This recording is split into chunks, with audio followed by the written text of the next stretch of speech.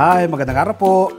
Gumawa po akong masarap at masustansyang Tarragon tuna salad ala magsasakang reporter. Ngayon po, iti-taste ko ito kung gaano ito kasarap. Siyempre po yung ating lettuce. So ito po yung ating bagong recipe ngayong araw na ito.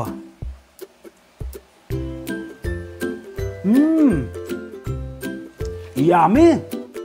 Manamis-namis ang lasa. Sarap!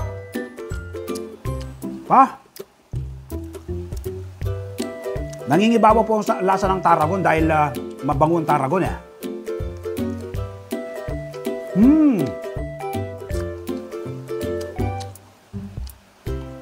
From garden to table.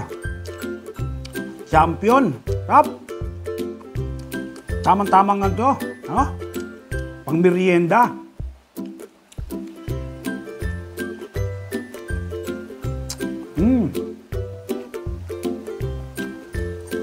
Sarap!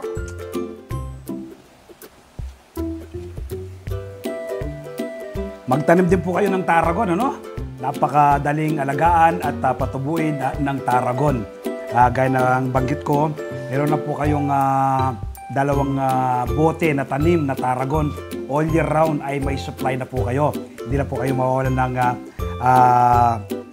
supply ng Tarragon. From garden to table. Ano po bang makukuha po ninyo kapag kayo nagtatanim ng sariling pagkain? Una po, siyempre makakatipid ka. Yung pera na dapat ay pinambili mo, ise-savings mo na. Pangalawa, makatitiyak ka na masustansyang pagsasaluhan ng buong pamilya.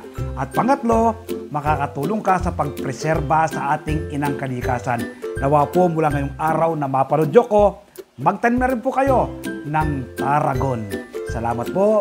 Happy farming and God bless.